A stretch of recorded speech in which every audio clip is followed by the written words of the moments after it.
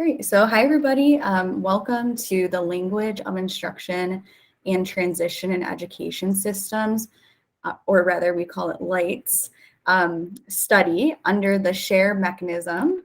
SHARE stands for Supporting Holistic and Actionable Research in Education, and it is a mechanism managed out of the DDI Center for Education.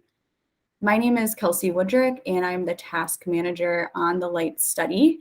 And I work closely with our colleagues at the University of Notre Dame on this particular study. And this is a lunch and learn. So it's an informal discussion on the study, and we're hoping to answer any questions that you may have throughout the presentation. And we will have a Q&A session after. Late breakfast and learn, or early lunch and learn, or snack and learn, if you will. But we're so excited to have you here, and I'm going to pass it over to my colleague, Elena Walls, to kick us off. Thank you. Thanks so much, Kelsey. TJ, can you go to the next? Thank you so much. So I'm just going to say very few words on the AOR for SHARE. And SHARE, as Kelsey said, stands for Supporting Holistic and Actionable Research in Education. This is a mechanism to advance education, advance USAID's learning priorities in the international education sector. And we are very happy to partner with the University of Notre Dame, Pulte Institute for Global Development, and the Global Center for the Development of the Whole Child in implementing SHARE. We awarded SHARE back in August of 2020, so it's been just about a year and a half. And we started a SHARE with first going through this very collaborative, lengthy process to figure out which specific priorities were the most urgent to the sector, and missions voted with their feet in a way, or their keyboards, to select the questions that they thought were most important. And this particular question that this study helps address was really at the very top. Many missions said that this is something that of great importance to them, and therefore, we were very happy to include this topic in the first round of studies that SHARE is implementing. So I think I will now pass it on to Tom, who's our project director. In the next slide. Thanks very much, Elena. Good to be with all of you today. As Elena said, I'm Tom Purikel. I'm with the Pulte Institute for Global Development at the University of Notre Dame, and I'm the program director for SHARE. I'm joined today by other members of our team working on this study. The principal investigator, or the lead researcher on this, is Professor TJ D'Agostino. He's joined by our co-PI, who is Jungmin Lee, Dr. Jungmin Lee, also on the call. And then our program manager, who's been ably managing this project, is Amy Lyons. And so this is our team, and we're joined by other members of our Notre Dame team here as well today. But these are the kind of our core team working on this study. In terms of what SHARE does, as Elena mentioned, we are focusing on USAID's learning priorities, but really trying to advance USAID learning priorities in the global education sector as a global good to improve education and learning outcomes. And many of these learning priorities that we're managing and navigating have been the kind of the work and the effort of many within, certainly led by Elena and others within USAID, but in collaboration with others within the international education space and sector to identify some of these really critical areas. And as Elena mentioned, that we've done quite a bit to identify these initial priorities to move forward with. The three kind of key objectives that SHARE is delivering on is, number one, to advance USAID's education sector learning priorities through targeted research. So we do research preliminarily, kind of primary research, so going in and actually gating data to help support these studies where there are gaps in data and advancing this research forward. But we do this in conjunction with this second objective, which is to strengthen evidence ecosystems. to be able to generate, translate, and use the data that we're coming up with to inform programmatic and investment decisions at the same time as we're trying to address USAID's learning priorities. So there's a big systems focus on this, on the research that we do, both in terms of kind of looking at the system at large that governs this thematic area under study. So in this case, this whole realm and space of language of instruction transition, but then also this, what we're calling this evidence ecosystem, which kind of that talks to this bridge between those who generate evidence, ultimately translate it, and then ultimately use it to inform programmatic and policy decisions. So really kind of those two objectives working hand in hand. And at the same time, it's also very worth noting that we're providing highly specialized technical assistance to USAID missions and bureaus to help design and implement their own education research with regards to some of their own education priorities. So we've already had the pleasure of working with the USAID Ghana mission and working with Mozambique and USAID, and we'll talk about a couple of the ones also that we're looking at, or one of the ones that we're looking at for this study as well in Mali. So we are available for buy-ins for any missions who are joining us today who would be interested in taking advantage of our resources and the services that we provide. And I'd just like to open today that we're really happy that you're all here as we launch into this study. We're very open to kind of feedback. We've developed this research design study across kind of the various multi-countries that we're looking at for the study, but we very much welcome ways that, or suggestions you may have on ways to improve the uptake of this research. It's very important for us that it be used by those of you who are on this call and within the USAID circles. And so thanks for any feedback you're able to provide. Now with that, I'll turn it over to my colleague, TJ. Great. Thanks so much, Tom. So my name is TJ D'Agostino. I'm an assistant professor at the University of Notre Dame, and I'm also the lead principal investigator for the LITES study. It's a pleasure to be here with you today. I'm really excited about this study. I think it's, though complex, it's also really important, and from the feedback that we received from all of you in the consultation process that Elena described a bit that we conducted towards the beginning of SHARE, we also have the sense that it's important and a question that is being faced by many of you and others in the field. So we're excited about the contribution that it can make. Basically, just and very briefly, as many of us know, there's been a large focus in recent years, especially with significant leadership from USAID in the area of improving early grade reading, especially in local languages. But at some point in many of the education systems where USAID is working, students need to switch to learning in a second and sometimes multiple new languages to continue their progress in school. And while we've learned a lot about how to improve local language and early grade reading skills, much less is understood about how precisely to structure and support the language of instruction transition process most effectively in low-income country contexts. So that's really the focus of this study. And it relates to a couple of these sub-points on the USAID learning agenda for foundational skills development. Just very briefly, a couple kind of key concepts and terms. This may be familiar to many of you, but just in case, we use this term language of instruction, or LOI, which refers to the language that's really being used to conduct the classroom. So it's the language that the teacher is using, it's the topic of dialogue of classroom, as well as the language in which classroom material would be being used primarily, as opposed to instructing for a new language as a subject matter. We also use these acronyms L1 and L2, L1 referring to students' first language or their primary language. And we use L2 plus because this could refer to students' second language, but in some countries there's multiple languages that students would be learning. So it's meant to signify kind of second and or later acquired languages. For example, in the Philippines, we know that students transition in fourth grade to learning in both English and in Filipino. Finally, these two terms that can seem somewhat similar but are distinct in how we're using them for the study, transition and transfer. Transition refers to essentially the policy and curricular scope and sequence.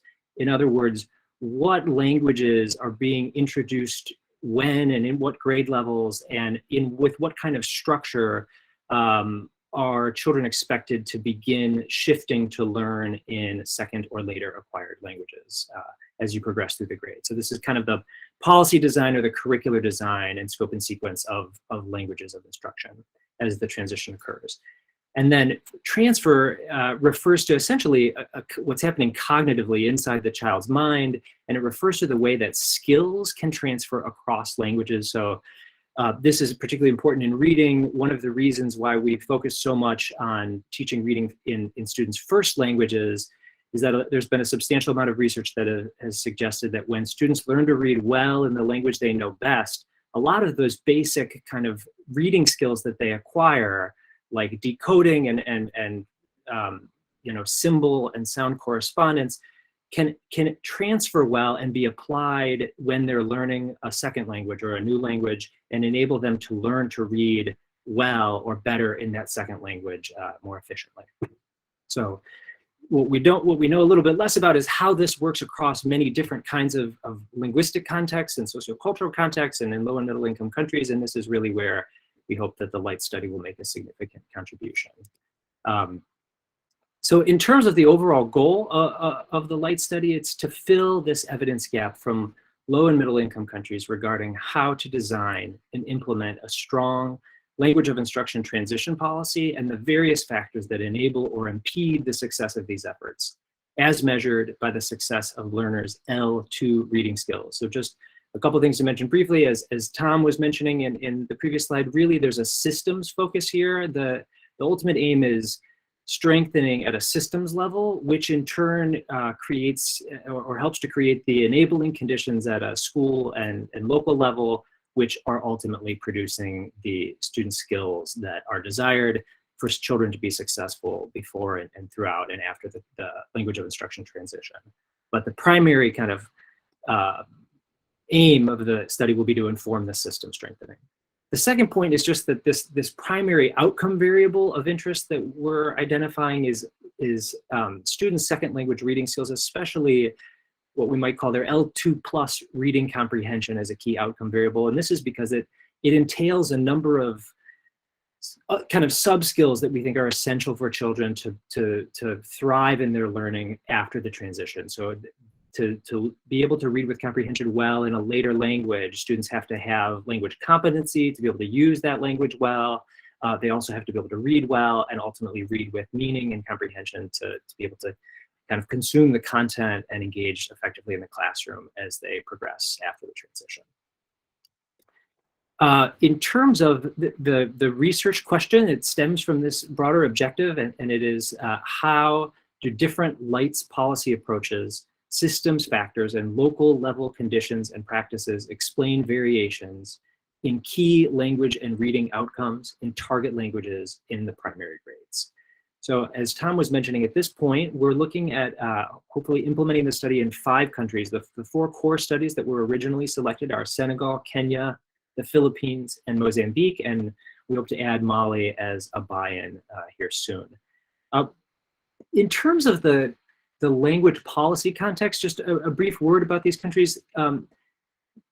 Most, actually, historically, 2 are changing right now, but historically all of them had what we might call an early exit transitional model where students are expected to switch to learning in a second language by the 4th grade.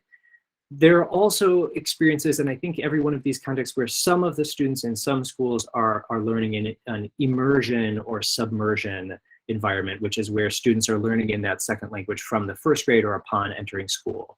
What distinguishes this varies across countries, but it often will be, for example, students in urban areas might be learning in a common language like Kiswahili or Filipino, especially if there's linguistic heterogeneity, or different countries have had different kind of rollout of local language and reading instruction approaches, often depending on the scope and scale of donor-funded activities, for example, of USAID activities. Briefly, 1 or 2 other things to mention about the country selection. We think there's some interesting opportunities for comparison. Both Kenya and the Philippines, for example, have the LOI transition in the 4th grade to 2 languages. So in Kenya, it's to Kiswahili and English, And in the Philippines, it's to Filipino in English. And in Senegal and Mozambique, there's some comparisons here as well. They also have a fourth grade, historically a fourth grade transition, though this is now changing in both countries to a more gradual transition that will begin in fourth grade and be completed around sixth grade. So more of, instead of an early exit, there's a transition or a reform happening in both countries to a more middle exit model and a more gradual transition model. But in both of these cases, they're transitioning to one later language, Portuguese, of course, in Mozambique, and French in Senegal. Mali would be similar to these contexts as well, with also a fourth grade transition to French. Just two quick comments there, if I may. Yes, please. Which is just to say, yes, here they're transitioning into one. They tend to call it a late model, exit model, because again, earlier, they were, beginning the transition a little bit earlier, in grade 3. Then, of course, because the fact that they thought there was a need to, have kids spend more time with L1, then they adopted that late exit model. But the other thing is just to say, yes, while they transit into one language, they tend to maintain the L1 has a subject. It's just to, make those two quick comments. Thank you. Thank you. Thank you so much, Antonio, for that clarification. The final kind of thing that I want to just mention before jumping into some of the details of the research design and plans is this theoretical model that we've developed for the LITES study. This topic is pretty complex, and there's a lot of moving pieces. It's often political. There are strong feelings among parents and stakeholders within the system, policy leaders, et cetera. It has implications not only for teaching and learning, but also for economic opportunities, social standing, identity, and a number of other things. All of these things are kind of interacting in complex ways in these systems. And so our effort is to kind of see the whole system in its complexity that's producing the current outcome so that we could better understand how to inform system strengthening. And so this is kind of the visual that we've developed to kind of explain how we're conceptualizing this. It draws upon Bronfenbrenner's theory of the ecological child development, where the child is kind of situated within some concentric circles of the things that influence their child development. So for us, the indicators of interest that we're paying attention to are students' language and reading skills, which interact together to some degree, but are also influenced by and kind of nested within the child's environment in school and in their classrooms, but also within their home and their local community. And those, of course, are kind of nested within the broader socio-political and cultural and linguistic systems of the country, and of course the policy and policy implementation of the country related to these factors. So this also corresponds with how we aim to study these questions. So some of the levels that are shown in that theoretical model correspond with the kind of sub-questions, and without getting into too much detail, I just showed the key sub-question areas that we'll be investigating to attempt to answer the primary research question. And these will essentially conduct inquiry at the policy level, or the policy curriculum and program implementation level, and how that's relating to conditions in the classrooms and at the local level. And then at the classroom and home, the classroom and home and community level, we'll be investigating how those conditions enable different levels of skill acquisition, both in terms of language and literacy outcomes in multiple languages. And then related perhaps to both of these levels is the sociolinguistic and political context, and how that's affecting things, from the degree to which things are implemented to the degree to which there's uptake and buy-in and participation for the policy, et cetera. And then lastly, at the psycholinguistic level, this refers to these transfer patterns and how skills kind of build across languages, and what are the adequate levels of skill development, depending on the kind of linguistic characteristics, which can influence, I think, what is adequate for students for this transfer to work in an optimal way. So these are the different levels that we hope to capture data and see how they interrelate, and to inform our understanding of how the system is functioning and how ultimately to strengthen it. As Tom mentioned, so I won't go into a ton of detail about this, but Tom mentioned the kind of ecosystem diagnostic work that all of the SHARE core studies are doing, and this essentially involves more or less a two month and change process at the beginning of each of the studies, where we'll do key informant interviews and surveys with key stakeholders, and they'll culminate in a systems thinking workshop where key stakeholders from the system will conceptualize their understanding of the system that currently exists, so the language of instruction transition system that currently exists, what its key causal drivers are or key inhibitors of the system in reaching its desired kind of outcomes and goals. And this will, and ultimately we're also going to be doing a kind of a secondary data mapping process during this phase. This will allow us to do a few things. It'll allow us to, as Tom had mentioned, to diagnose the health of the evidence ecosystem and the degree to which evidence is being used to inform decision-making or kind of key gaps in evidence, so that this evidence ecosystem can be strengthened, and ultimately the research findings can be used more effectively to inform policy design and practice. Secondly, it'll inform the research itself by kind of grounding the research through this kind of robust contextualization process, and help us to identify the key factors in the system that are of the most salience. Though this is a cross-national study and will have some kind of common methods across studies, this will also allow us to take local context into consideration. And then finally, it engages key stakeholders at the very beginning of the process in a quite robust way, which we think will have ways of continuing to keep them involved throughout the process, which we think will be really useful way of kind of best ensuring the uptake and the use and the attention of key stakeholders to the study, so that the ultimate findings and evidence will have the most impact. In terms of the main part of the study itself, we're designed this as a mixed method study, and depending on the sub-questions and the level of the system, we'll be using different methods for different sub-questions. But essentially, here's kind of the broad brush. We'll be using, when available, secondary data. When those secondary data allow us to adequately answer the research sub-questions that we've identified.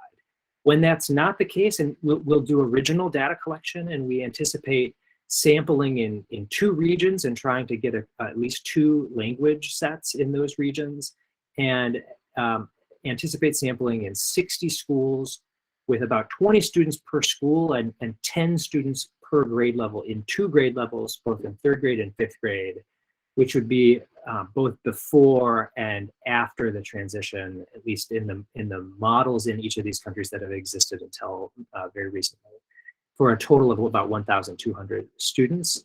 And the kind of data that we'll be collecting are reading and language assessments in multiple languages, and that's really key. We think it's really important to be able to get at multiple languages to understand how the transition and transfer are working, as well as student background information through a student survey.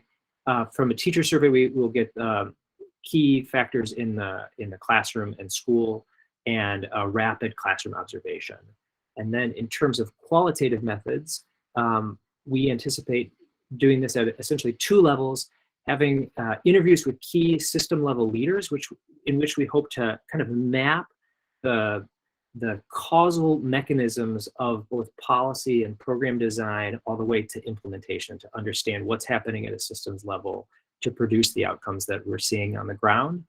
And then the second level in which this will work is kind of a diversity sample of 6 schools, in which we hope to get much more thick description about the reality of what's happening in schools under different conditions. And we'll do interviews with teachers and school leaders, focus groups with parents, and a more robust classroom observation. So finally, just a few quick words on the overall timeline. We anticipate the whole study taking about 12 to 15 months, depending on the conditions in the context and the timing of the school year and the conditions of COVID-19.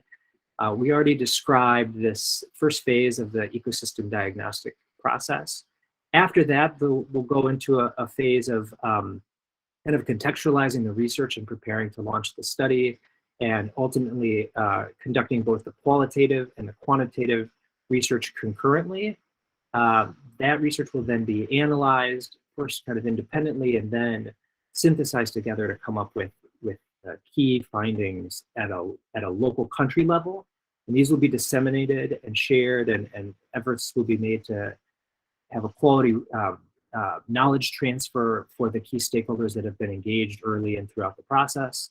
And then ultimately the 5 country cases will be analyzed across the countries for emerging themes and findings at a more general level, which will be written up and disseminated in final reports and presentations and delivered through various media to inform the field more broadly.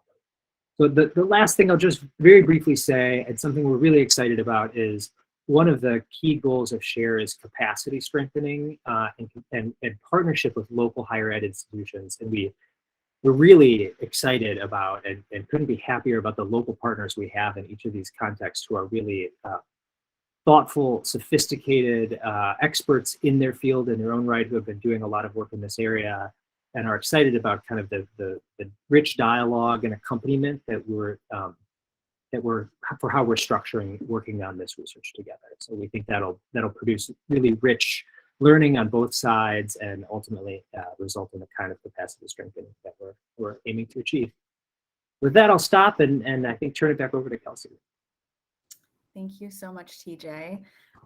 And we have a few questions in the chat. I also wanted to flag that we have a new LITES 2-pager that you're welcome to review. I popped the link into the chat, which we will also produce in Portuguese and French very soon. So for our questions, we received one from Alyssa. Alyssa says, I have been assigned to Cambodia and I'm interested in any differences or similarities with L2 learning when L1 is an Asian language, especially challenges due to a non-Roman writing script. What from your study could be takeaways that I could apply or examine in Cambodia? So that's the first question, TJ. Yeah, oh, it's a great question, and I wish our colleague who's a co-PI in the study with us, Pooja Nakamura, were here to help field this question, because this is like right up her alley and something that she's been working on. So all of the scripts in the current study that will be alphabetic scripts. So there's not going to be a diversity of script in the LITES study in terms of the sample country selection. There are benefits and limitations of that, of course, but we know that script differences are really important as one of the dimensions of these different linguistic differences that affect how long it takes for children to learn different skills and presumably affect the way transfer works as well. So I would say, while there will be a lot of broad and applicable learning to the Cambodia study, some of the things that would be script dependent about the context in some of the Asian contexts I think will require additional research that is able to take into consideration script differences and how they affect some of the psycholinguistic processes and transfer processes that are happening. That said, I think a lot of the components of the study will be highly relevant, especially a lot of the systems work and about the complexity of how the system is interacting with local conditions and creating the conditions in schools to ultimately be successful. Great, thanks so much, TJ. Alyssa also asks, are there any interesting discoveries depending on what the L2 is? Yeah, so thanks for this question. This is, again, related to some of the linguistic characteristics, and without wanting to get into too much technical detail, we're working with people that have a strength in linguistics to try to identify the key factors in both languages, really, that may impact how long it takes children to learn the language, how long it takes them to learn to read in the language, and how the language transfer processes might happen. So, for example, whether the orthographies of both languages are opaque or transparent. We're also looking at something called linguistic distance. So how similar or different the languages are from one another. These would be a couple of the big things that we're not going like super in depth in terms of the linguistic analysis, but some of the broad brush key things that we have a strong hypothesis that these would be key factors that can have a real impact on the timing that it takes for children to acquire mastery in the key skills in the first language and then optimally transfer those to the second language. We think that this will have some important implications. So I think having the diversity of languages and a diversity of characteristics of languages, both in L1 and L2s, will give us some rich learning. Thanks so much for that insight, TJ. Rena asks, how can we apply some of these lessons to the Middle East regional Arabic dialects L1 and modern standard Arabic studied in the classroom, which she understands operates in a way like an L2? Any insights there? Yeah, I mean, I think I would say that this is probably going to be similar to my response to the first question, in which there are going to be linguistic differences that may not transfer from the alphabetic scripts in the LITES sample selection of studies, but broadly the system level factors, the way sociolinguistics are functioning in the context, the way policy design is translating to implementation, and how ultimately certain kind of key skill thresholds at a broad level are functioning. I think there will be applicable lessons, but there's going to be important linguistic differences that will need to be taken into consideration for Arabic and kind of the Middle East context. Similar to Asia in that sense. Yes, absolutely. Thank you. Maria asks, I am curious about the classroom observations. Can you talk a little bit more about these? Yeah. So one of the things that we've been talking about in our research design of the LITES study is, maybe I'll step back and say this first. One of the things that we know is important, and there's been a considerable amount of attention on, is the linguistic composition of the classroom. And this and the degree to which there's something folks call language match. So we know that the teacher doesn't always speak the language of instruction, either the first or the second language of instruction well, or know how to read in those languages well, and that there can be a range of different student compositions. So the some students may be learning in an L1 classroom that isn't their L1, or that they have varying levels of exposure and kind of mastery of those languages. So just understanding the language composition is one really critical and important thing, and there's been good progress on that. But that doesn't yet even get into what are the kind of pedagogical practices and language-specific pedagogical practices and language learning pedagogical practices that are really important in these settings. So those are some of the kind of things that we want to understand, not only what the teachers and the children are bringing to the classroom, but depending on some of those conditions and the degree of heterogeneity in the class and things like that, what are the teachers actually doing? How are they using materials? How are they organizing the classroom? What are the key pedagogical practices that seem most important in these kind of multilingual classrooms? So we've been consulting some scholars here at Notre Dame that work in our kind of second language acquisition program here domestically to identify like core instructional practices that seem, the few kind of core instructional practices that seem most important to use in multilingual education context. This is still something that the field is working on, but we feel like we have a good grounding that we'll then use to kind of inform both perhaps elements of the teacher survey as well as kind of a checklist for what we're looking for in the classroom. A lot of this is, I should just add one other small thing.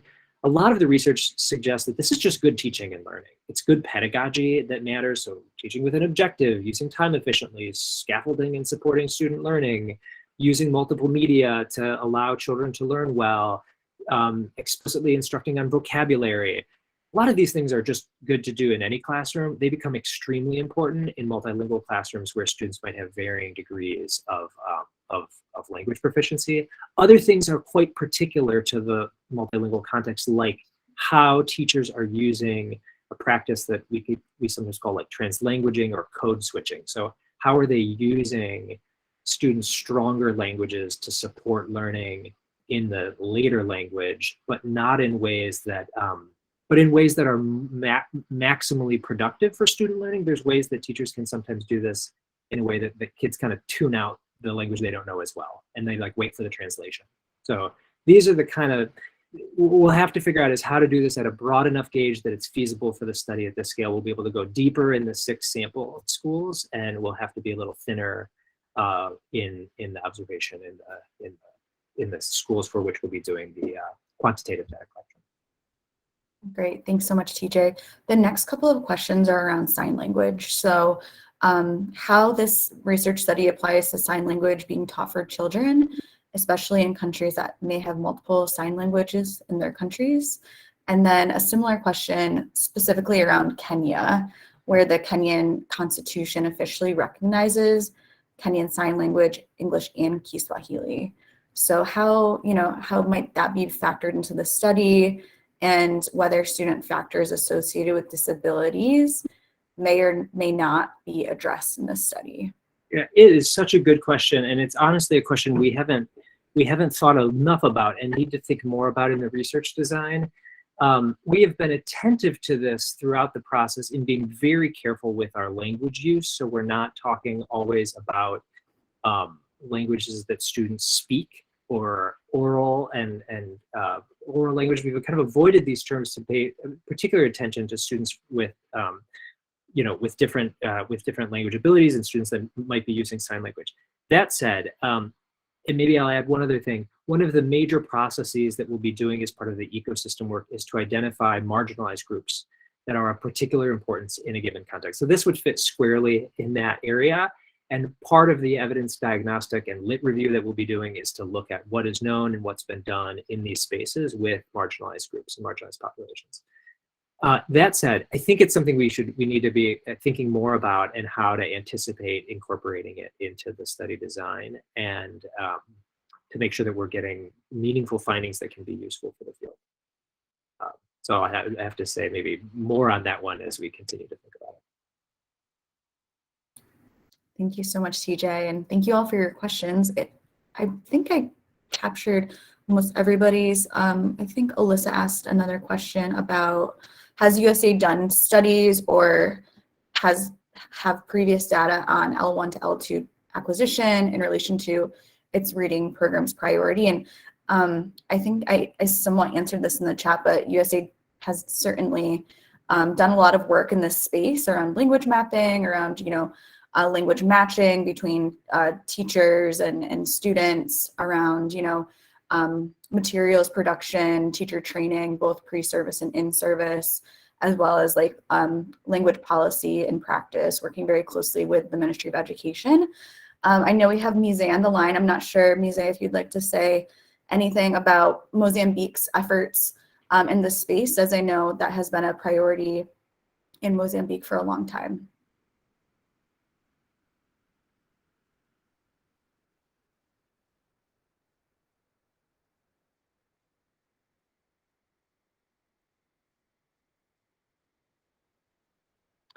Or we also have, I think we had Lauren on the line, but she might have dropped off.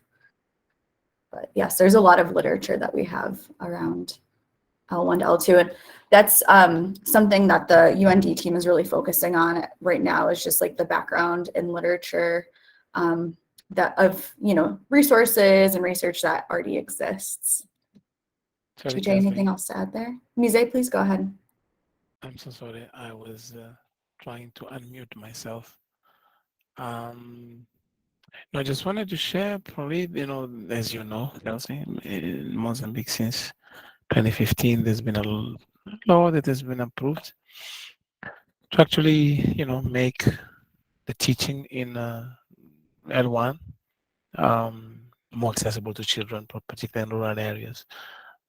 This is not as reinforced as it is in rural areas as it is in capital cities, because it's assumed there more people do speak Portuguese. But the good thing really about this is that we have seen ever since that more and more schools have been benefiting from this teaching and learning methods, so to say. And you have more and more schools feeling that by teaching, and this is like really corroborating with a lot of evidence that that that has been referred to here, that children learning in their own languages, we see them participating more. This is one of the outcomes of some of the assessments we have done here. Kids participating more, so contributing to access, but also helping them be more, how do you say, more feel more comfortable, interacting with teachers, talking to their peers in their one. And we have also seen that it has reduced, to a certain degree, the levels of dropouts from children, particularly girls, because they feel like more motivated to stay. They can understand what the teacher is saying. As you were speaking, Kelsey, I was trying to find an interesting video that we have been we received from the media here, particularly WhatsApp. But the thing is, I needed to send that to our WhatsApp number from any of you, and then you could share here. But what it says really is, it shows a teacher talking to students, basically freeing them to go to have lunch, saying, "Listen, go and have lunch. It's time for lunch." So he said it twice. Nobody reacted, but as soon as he said the same thing in the mother tongue, they all ran away from this, class to go to have lunch. So to show how really the teaching and the speaking and the communication in the language that children know and understand better has been having an effect, not only the clear communication, but also facilitating learning from these kids. We have had our most recent lemma exercise where we really saw the impact from almost zero students not reading at baseline to around 43% of these kids being able to read at grade level, which I think was interesting to observe after 3.5 years of effective intervention in schools. Thank you, Kelsey. Just wanted to make those comments. If there are questions, I'm more than happy to clarify one or two things that I said. Thank you. Back to you, Kelsey. Thank you so much, Mise, for that really meaningful and insightful, contextualized example from Mozambique. And really appreciate, your continued engagement in this study and really looking forward to what's to come. So thank you for that. We have a question in the chat from Ricardo. Does SHARE collaborate with the Global Book Alliance and Global Digital Library? TJ, do you want to answer that, or I'm happy to chime in as well? Shung Min's here. She could probably answer this also. The short answer is yes. One of the other SHARE core studies that my colleague Shung Min, who's the co-PI in this study, is the PI for this other study, is leading, and will be a lunch and learn on this coming up, which is it's the other primary priority for the foundational skills development learning agenda, and that was related to book supply chain development. So while this study certainly has implications, or the degree and the availability of teaching and learning materials and books in different languages is of high relevance to this study. It is like one of many kind of components that we're taking into consideration. But this other study that is going to be done in 3 countries that Shung Min could share more about is on the focus is on strengthening the book supply chain, and the countries where there's been some successes, where we could learn from the successes of efforts in different countries. And for that project, we've worked in a large and significant way with the Global Book Alliance. Anything to add, Kelsey or Elena or Shung Min? I think from my side, we also have Laura Conrad on the line, who's the task manager for that study. Laura, if you'd like to add anything there. Sure. I mean, I think just to echo really what TJ was saying, I think one of the things that is most exciting about the Libro study in particular is that it'll be another source of learning and kind of a different angle of looking at the book issues that can really help inform GBA and contribute to that conversation. Yeah, so definitely a plug for that lunch and learn that will be coming in May.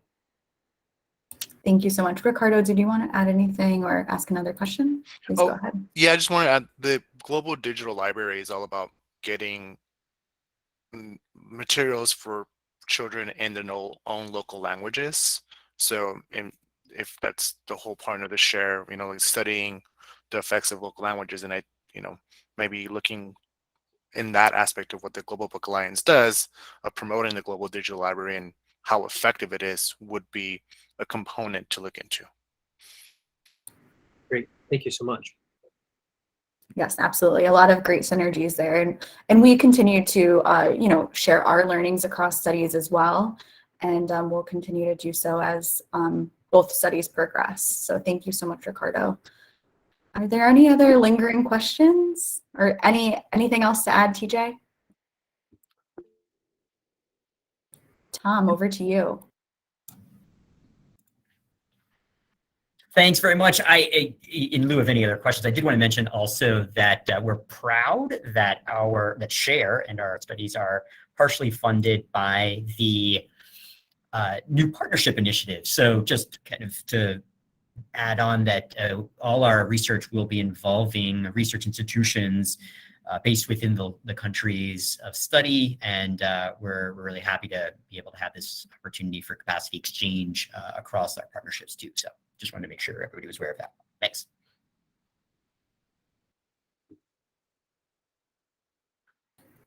That is a great point. If there are no other questions, perhaps I'll turn it over to TJ, Tom, or Elena for any closing remarks before we conclude. I'll take a quick one, if I may. First, just to say thank you so much for being here, for your interest and attention. We're really grateful for the opportunity to work on this project. We think it's really important, and we hope it makes a meaningful contribution to support you in your work and the work that's being done in this space more broadly. So thanks for the opportunity to be with you.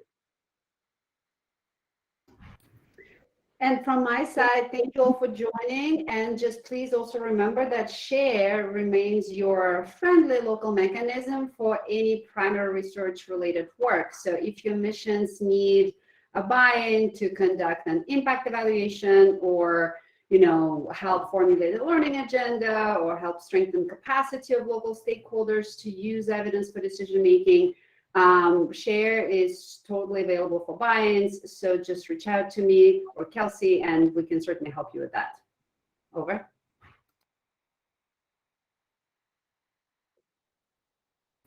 Thank you so much, everybody, for joining. And we will be sure to share the recording out for anybody who may have not been able to attend this session. And we really appreciate everybody tuning in today. So please be on the lookout for more to come with this study, and have a great day. Thank you all. Bye, guys. Thank you. Bye. Thanks, everyone. Bye. Bye, everyone. Bye.